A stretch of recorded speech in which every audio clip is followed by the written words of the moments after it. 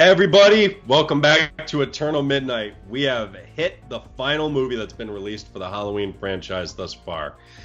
So, if this is your first time tuning in, I'm Chad. I'm joined tonight by Santino. What's up, man? Hey, dude. What's up? Not much. And we are joined by our guest, Ken. What's up, dude? Hey, what's going on, man? Not much. All right, so if you've been here with us since the beginning of the month, we have covered the entire Halloween franchise. And the other day we covered Rob Zombie's Halloween 1 and 2, and 2 did not grab people the way I don't think 2. I think the studio were the only ones who thought 2 was going to grab people, because I don't think Rob Zombie even wanted 2 to do anything for anyone. So after that, it seemed like the future of the Halloween franchise was kind of in it was in a weird area, because there was rumors for the longest time of there was going to be a Halloween 3 after the Halloween 2. They were going to possibly try the anthology series again, which personally I think that would have been a really stupid decision to make Halloween the 11th Halloween movie another anthology. I think that would have been another critical suicide decision. But somehow, same as H2O, they got Jamie Lee Curtis back, and this time they got Carpenter on board.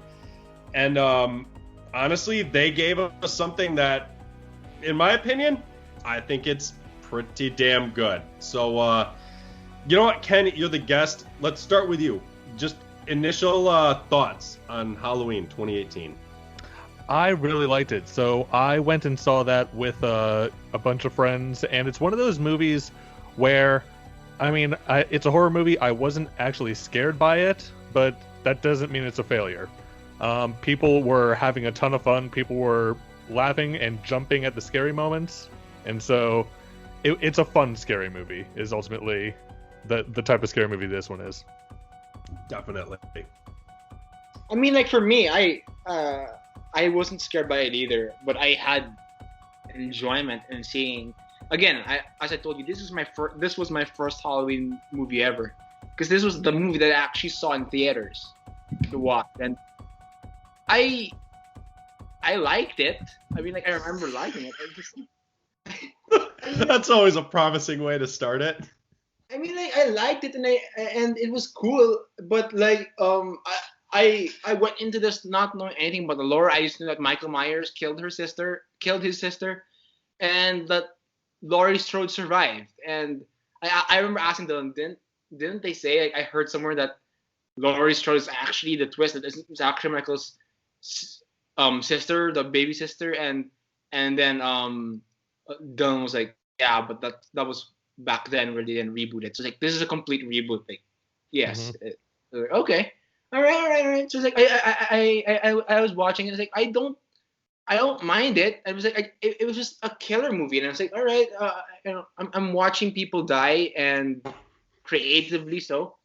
And I did like Laurie Strode a lot. She was a badass in this movie. Mm-hmm. So, yeah, Definitely. And so let me see if I got this straight, because I wrote it down and I lost it. So I think there's a total of, out of all 11 movies, I think we've got a total of 5 timelines. 1, 2, 4, 5, 6. 3 is its own timeline, so that's 2 so far. Then it's 1, 2, H2O, Resurrection. Then it's Rob Zombie and Halloween 2. That's another one. And then it's everything was wiped out. And then it's Halloween 1.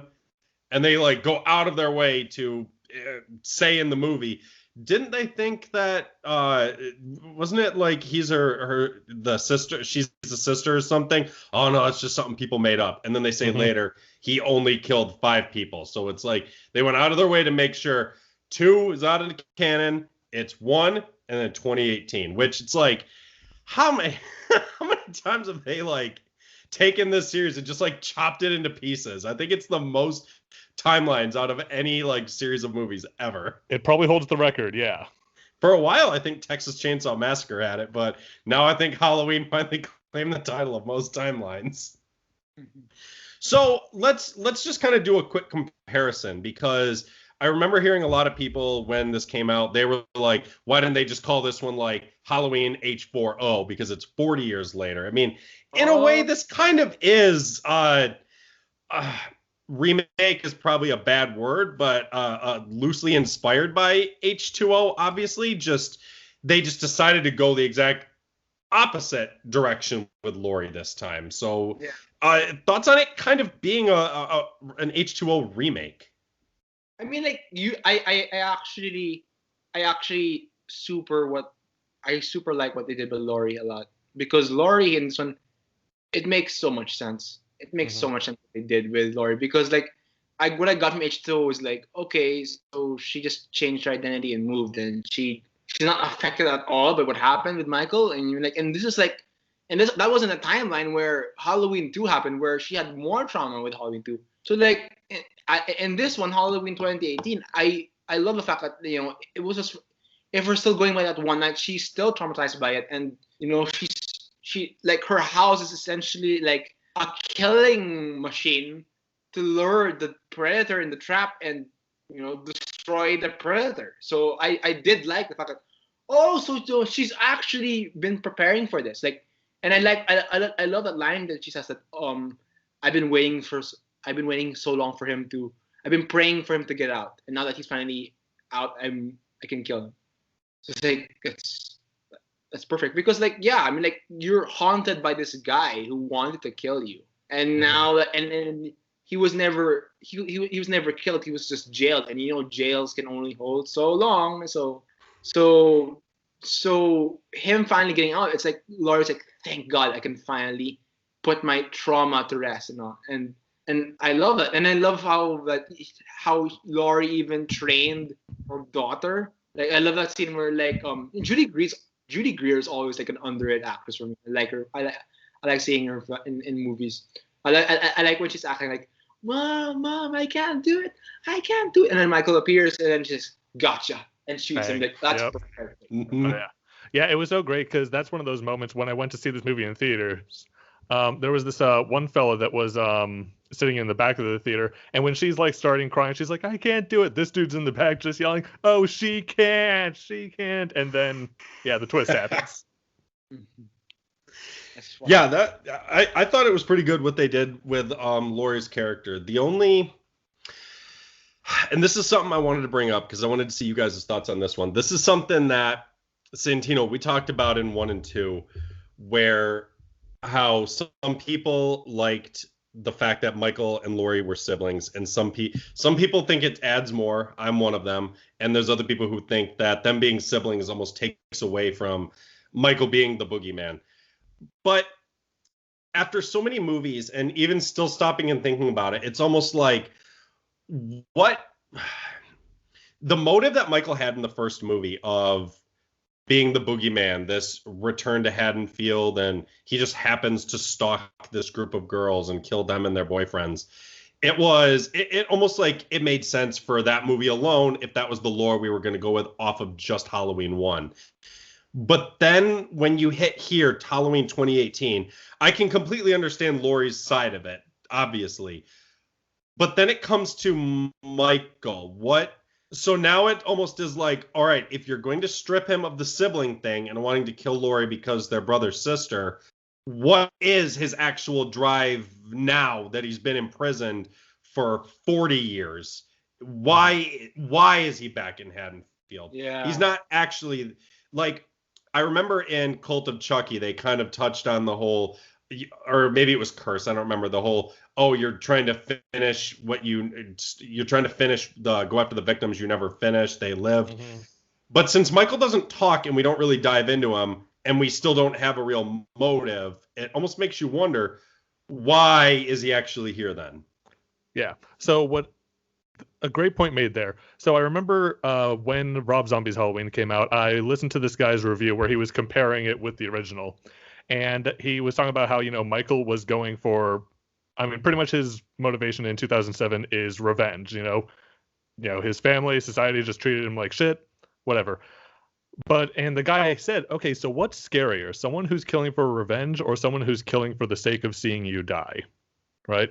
And now here, when we reach this point, I guess the point you're trying to make, if I understand, is, why is he going after Laurie again? Like, isn't he just trying to kill whoever? Well, I was more wondering, like, because if you think about it, if Dr. Zartan, whatever it was, hadn't driven him to Laurie's house, would these two ever even have encountered each other again if Laurie hadn't? Right. I mean, what if she moved to Miami? Mm-hmm. So it's almost like, why this time? Like the first time we get why Michael went back to Haddonfield, it was all he knew. But this time it's like he just happens to get out. It's like, what if his goal is being just the boogeyman again and just randomly killing people? Yeah, I'd say those were actually some of my favorite scenes right there in that bunch in the middle when he took out Vicky, which again, they killed off a character I really liked more than some of the other characters. But it was just like, what was Michael's goal this night in Haddonfield? Was it just the randomly killing people? Was it just the randomly walking around? I'm not sure. And that's, again, why I'm one of those people. I liked the brother-sister aspect because it did give Michael more of a beacon to home in on, while at the same time still inciting fear, and he will do random killing. I like the way in here. I personally believe that my personal belief is like Michael, Michael has acted like a predator before. So I do think that in the sense of like predatory instinct, he is coming back to get his kill that he never got like 40 years ago, which is why, like, to me, like, I went into this movie not knowing anything about the first Halloween. I've never seen it. I've never like learned about it. When I watched it, I was like, okay, so he never got his kill in the first one. So like predators, they have like this like we're unsatisfied. We need to like go back and finish the job. That's why he's back to finish the job. And all those kills leading up to it, they're just like fun along the way until he finally gets Laurie. But here's surprise, surprise, Laurie has also been waiting for him. And that's what I thought. Like, oh, okay, yeah. So for you, it's sort of like she's the one that got away. Yeah, exactly. Like she was the one who I was never able to kill her, and that leaves me unsatisfied. So I want to kill her now. That's what I think, for me at least. That's a good point. That makes sense. If that's the motive that you got out of it, I'm perfectly fine with it. I mean, it's not one of those things that takes away from the enjoyment of the movie. It was just more something I was almost wondering during my most recent viewing of it, where I'm like, why is he back in Haddonfield this time? Because Michael is now, let's see, 20. He's now 61, I believe. So it's like, he's not exactly the spry young man he was back in 1978. But no, so the bulk of the movie basically is just dealing with Laurie's trauma from what happened in 78. And like we said, I genuinely thought she portrayed it well, and it's hard not to compare this movie to H2O because they're such like mirrors of each other. They're both the multiple years later. Here's where we run into Laurie now in this timeline. And I don't know. I'm so of two minds because it's like, I did like how she was in H2O in parts of it, where it's like she was that like fearful but like trying to be strong, trying to be brave, put on that face of like, yes, I've hidden it. But in this one, she's just this woman. She is just a broken woman in this one. Like the scene where she meets up with them when they're all at dinner, and she just starts pounding wine, and her daughter, Mom, I thought you stopped drinking, and then she just like breaks down and starts crying. It's like, this is a broken human being, and it's like she truly portrayed to me like just what an events of what happened to her in 78 could do to somebody. Exactly, and I think that I think if that happened to me, I would be like that too, because you got away, like you almost died that night, you got away, so like you're always paranoid. Like if that happened to me, that house would be like the least of like the least of what I would do. I'd probably like have like barbed wire and like alarms everywhere. Like, because he got away from a killer, Mm-hmm. not like a serial killer, a psychopath. So you would be scared, right? Yeah. So Michael is going after her out of the principle of the matter at this point. Yeah, Mhm. exactly. Yeah. Speaking of Michael, let's talk about him for a minute. What did you guys think of his look? Do you think it held up? Do you think it's one of the lesser of the designs they've gone with over the years? I love his look, honestly. One of my Same. favorites. I Same. really like the mask. Looks grimy, like it has aged 40 years as he has. It's a nice look. It's my favorite look actually. Yeah. You're- Apart from the Halloween 2, he looks like he's built enough. Like he's stockier and not as bulky as the Rob Zombie one. Like He's got that older male build to him, yeah, as opposed to a giant. yeah. And one thing I really like is those ever so slight glimpses we get of the side of his face where he like slightly tilts over when they're like lifting up the mask. I love that little touch.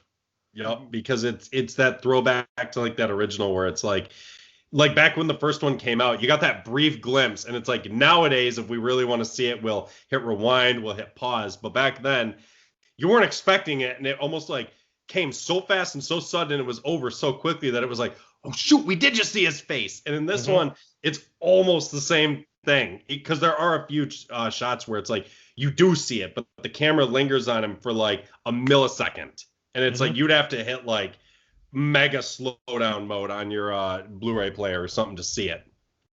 So yeah, Michael was great. Probably one of my favorite shots, just as like a nice Easter egg, I thought, was there was a trio of kids trick-or-treating at one point, and they had the silver shamrock masks on. Yes. Oh, what? Really? I didn't even notice that. Oh, That's because you saw this before Halloween 3. Yep. Yeah, so go back and like just notice you'll see like a little trio of kids. They've got the witch, the pumpkin, and the skull. Yep. And it's like every time I see those, I said this during our Halloween 3 episode, I want one of each of those masks so badly. They're so cool looking. Yeah, and like I also really like the score here in this movie. Yep. And they use it very well. Yes. And I was talking to my friend Dylan, who also is a fan, and funny mentioned Halloween 3 because like I was asking him like, do you like Halloween 2018? And he's like, well, and then Dylan was saying, well, you know me, I've seen like all, and I'm just really like meh on it. But what I will say that the best Halloween soundtrack is in this movie and in Season of the Witch. That's what he says. I was like, okay, because like I really did like the revamped like club music that they were playing of the Halloween song. Like, oh shit, you know. Well, it's because the music was composed by Carpenter himself, his son, and let's see, it was John Carpenter, his son Cody Carpenter, and Daniel Davies. And it's like probably one of my favorite instances of music in this one is the scene when it was right when Oscar made a move on Allison. She pushed him off. Michael's in the backyard. I thought that scene was a lot of fun too. And Michael kills Oscar right there on the gate. Allison runs back, sees his body, and then she sees Michael, and it's like that just like electric guitar riff goes, and it's just her running, screaming through the streets. I thought the music was perfect in that scene. So great. Real quick, just as a side note, speaking of the theme, have you guys ever heard the story of how John Carpenter came up with the melody originally? Mm-mm. Yeah, so when he was a kid, his dad taught him to play the bongos, and the beat that his dad taught him just went bop-a-dee, bop-a-dee, bop, bop, bop-a-dee, bop-a-dee, bop, bop. No way. Yeah, and so he just he took that beat and turned it into a melody. Oh, that's see, it's amazing sometimes how like the simplest little thing that his dad did for him gave us one of the most like iconic musical scores of all time. It's crazy.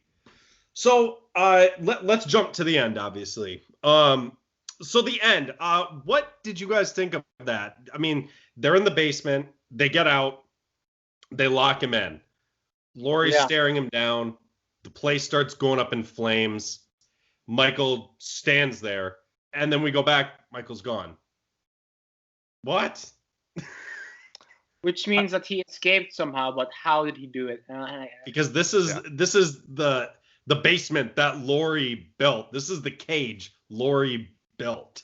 Yeah, to catch the predator. And how did he escape exactly? Mm-hmm.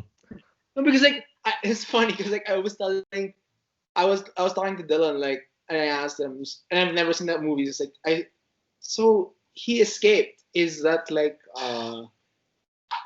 is he gonna live? And then Dylan's like, trust me, he survived way worse. Like, yeah, it's true. If he could survive Halloween 2, he could survive this.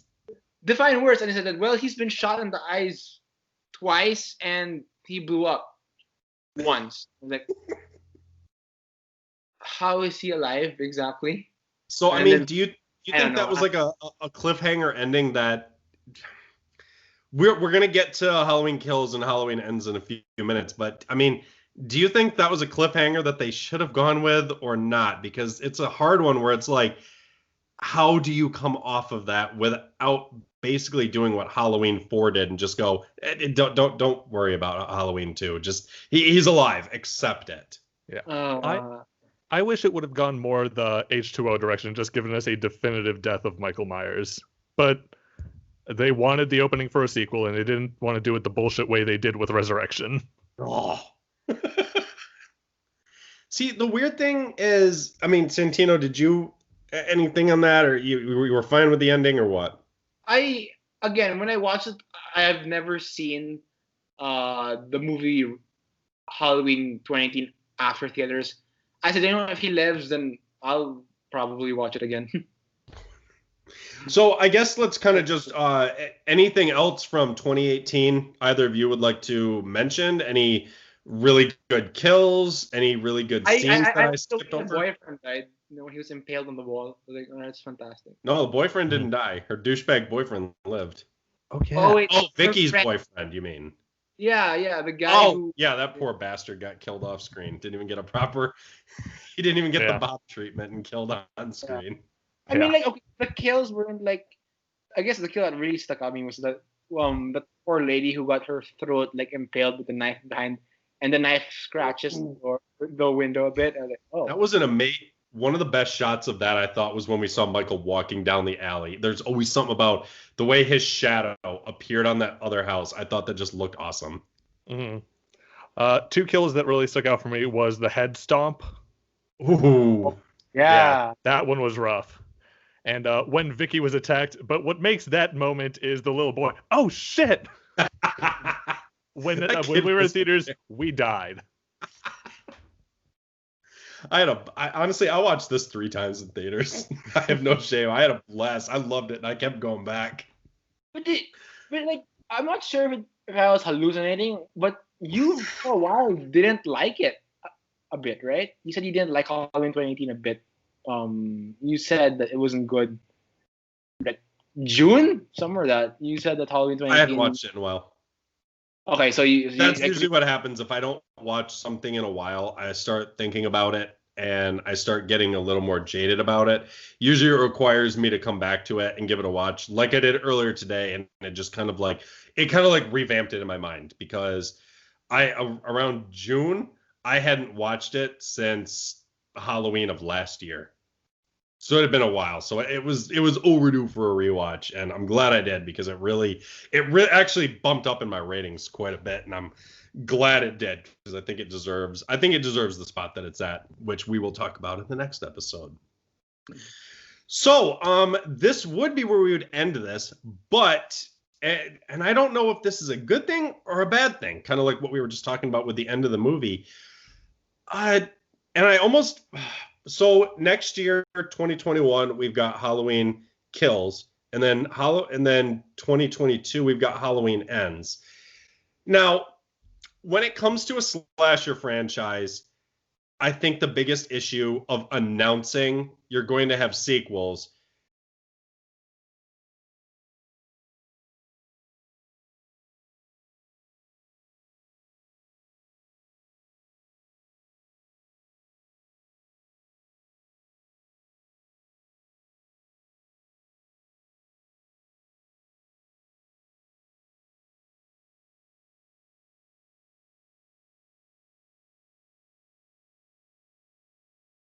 Halloween Ends.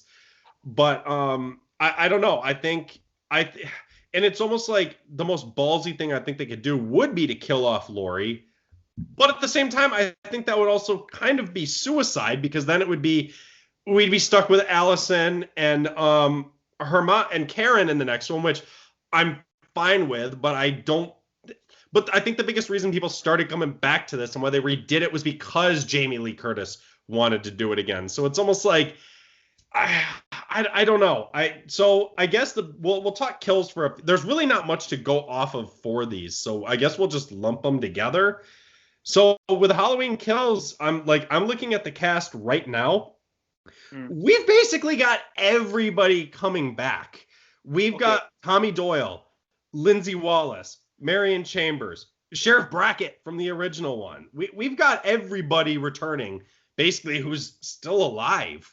So, I mean, I think Halloween Kills, but again, with no real synopsis to go off of yet, other than that short little teaser thing we got a few months ago of the three of them riding away in the back of the truck and the fire engines heading to the house and Laurie screaming no. We don't really have anything else to go off of. So what are you expecting from Halloween Kills? If I'm being totally honest, I have no clue. I mean, with everything that they've done with the Halloween franchise, I have no idea. I don't think, I mean, obviously with how serious, these, that the new Halloween has sort of made the tone, I don't think we can expect it to go anywhere crazy like the Friday the 13th movies have gone. We're never going to see Michael in space. We're never going to see Michael taking Manhattan. Yeah. And so it just makes me question if it's just going to rehash what it's done before. Yeah, because like that's what I'm also like concerned about. Because the thing with the difference between the difference of what I see between the Friday the 13th movies and the Michael Myers movies is the fact that the studio with Jason wasn't afraid to go balls out ridiculous. Like I've said this to Chad, like the reason why, and I said this, like 7, 8, 9 of Friday the 13th are actually more creative and do more with Jason than the 7, 8, 9 of the Star Wars sequels. Because at least I love when you bash Star Wars. Because at least they did something different with Jason. Like as you said, Ken, hey, let's put Jason against 11 from Stranger Things in Part 7, or Part 8, let's put him in Manhattan. Part 9, let's make him a demon. Part 10, let's put him in space. Let's make him fight Freddy.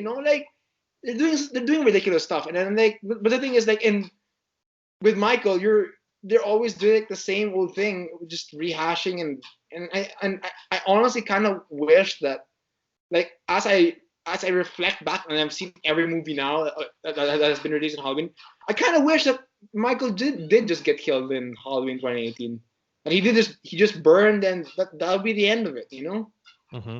I really don't want to see something else, because his story, I think, is finished. I think we've told everything we've tried to tell, and yeah. When I was listening to you guys' whole series on the Halloween franchise, I think are we all in agreement that I sort of wish Halloween would have done the Halloween 3 route and just made it an anthology series? Yeah, I think it would have been much more interesting. Same. I really agree. I would have preferred if they would make it an anthology series, because at least you can tell different stories within the universe of Halloween, and go different routes. I would have really wanted that, because it would have left open the possibility of the in jokes almost that they did with Halloween 3. Like in Halloween 3, they were watching the first Halloween on TV. Mm-hmm. I think it would have been so creative to almost be like, you got to find a way to reference the other anthology movies or something in each one or something. Or something like that. Something creative to put these little Easter eggs in there. Like you see Michael's mask in the corner of a store or something, and it's just a passing moment or something. That's where it referenced the Michael Myers story. There's a silver shamrock graffitied on the side of a liquor store. There's the Halloween 3 reference or something. But it's just hitting Michael Myers again. It's just I almost feel, Michael Myers is not Jason. Jason is the zombie who dies and keeps coming back.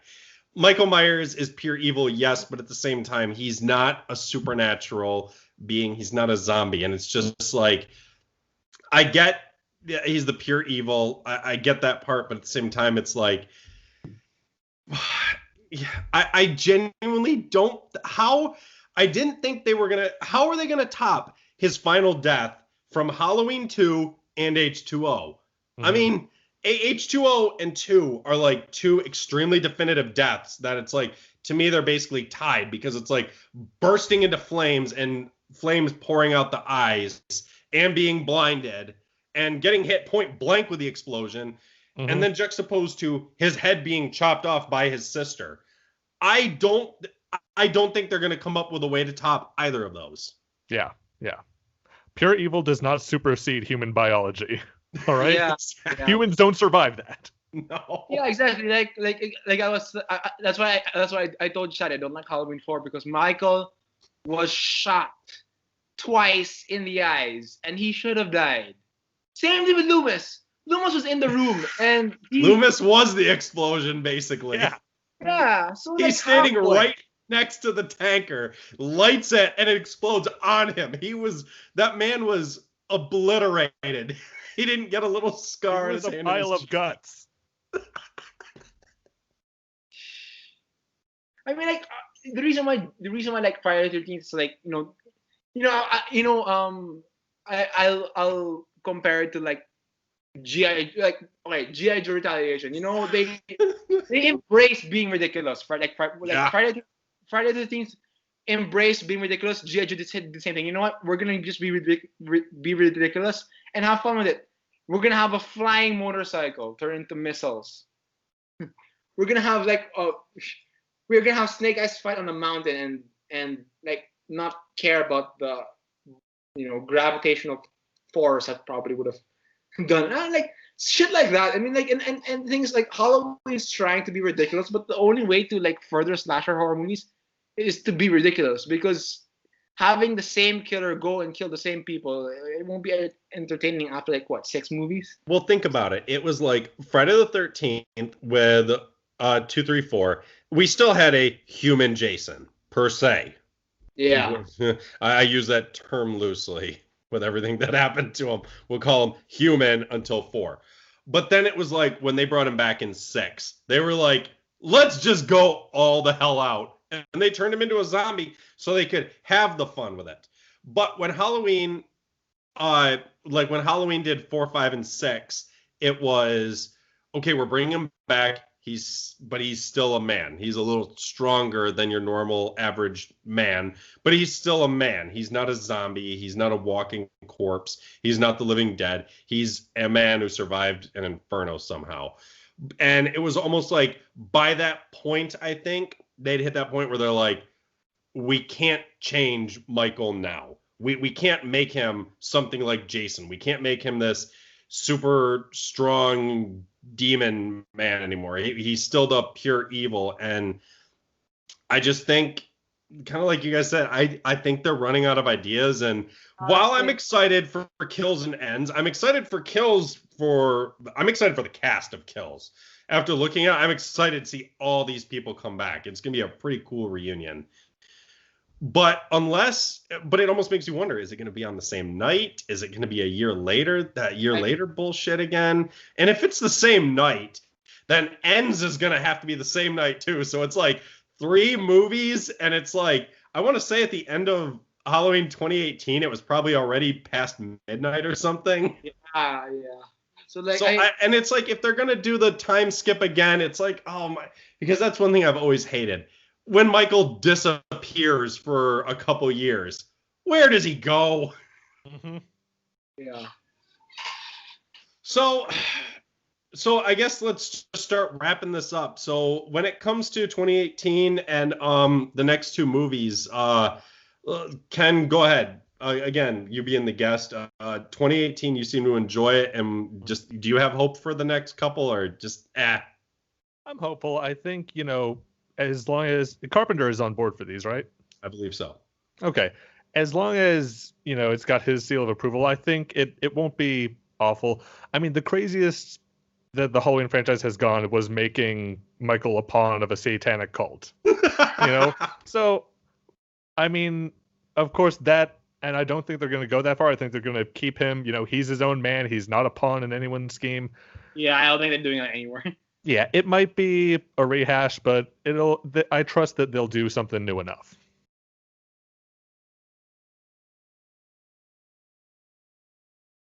For me, I think, for Halloween Kills and Halloween Ends, they're just gonna keep it realistic, and they're just gonna have to do that. What my worry really is, they're gonna do like the same thing, and I don't want them to do the same thing. I want them to do something different. Like, I think the best way I can describe it is look at the Mission Impossible movies. Have you seen them again? I've seen like the first two. Oh, okay. So look at the Mission Impossible movies. Like Mission Impossible 1 to 6, like they make Tom Cruise do a different stunt to keep it fresh. Like Ghost Protocol, let's make him climb the tallest building in the world. Rogue Nation, let's make him hang outside of an airplane for real. Fallout, let's make him drive a chopper while fighting Henry Cavill. They're making it interesting and engaging for the audience. So like and I'll say what Chad said like to me a long time ago. The story can be generic as long as there's something unique towards it, right? The thing is with Halloween, it's like the story is still generic and they're not really adding anything unique, really. Yeah. I'm sorry. Go ahead. At least with Friday the 13th, they're making it unique. They made it unique after Part 6. Like, not gonna lie, I like when we were doing the Friday the 13th movies, I was exasperated after 6. I was like, this is just the same thing. But when we hit Part 7, I was like, whoa, they're doing something different. What is this? And I was like, and yeah, so like that's why that's why overall I quite enjoyed the Friday the 13th franchise by the end. So I'm hoping that Halloween does that goes that route also and just says, you know what, just be crazy. Like put Michael in space for all I care. I don't know. Well, I think Mission Impossible was actually a good comparison you just made because like you said, Tom Cruise will hang off a plane, climb up a building, all these different things. It's still tonally consistent. Yeah. You know what I mean? So you can do that. You can keep a series tonally consistent while doing things fresh and new. Yeah, exactly. Mm-hmm. Because like you can be crazy and still be consistent with your tone. Mm-hmm. Friday the 13th did it. This can do it also. It's not a big deal. Like, you don't always have to keep it realistic. You can be crazy if you want. We live in a world where a giant titan killed half the MCU with magic stones. So, Yeah. So I guess we'll leave this off with Jason Blum himself. He said this in March. This is a quote from him. I just saw Halloween Kills. It was so good. It's intense. It's huge. It really feels really big. And you know what? I like Jason Blum. I think I actually think the guy runs a pretty tight ship at Blumhouse. I enjoy some of the Blumhouse movies can be flops, but you know what? I actually have a lot of fun with a decent amount of them. Like one of my I get some shit for this and I don't care. One of my favorite ones was Truth or Dare. And I think Truth or Dare is a blast. Your face. I haven't seen it, but I've heard bad things. It's fun! If you like shit like Final Destination, you'll like Truth or Dare. Hey, all subjective. So, guys, thank you for listening in to us talking about Halloween 2018. I hate that I have to say that every single time I talk about this movie. But thanks for listening to us talk about Halloween 2018 and the future of Kills and Ends.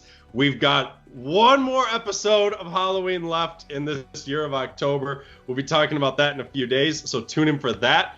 So, Ken, being the guest, if people enjoyed listening to you, where can they find you?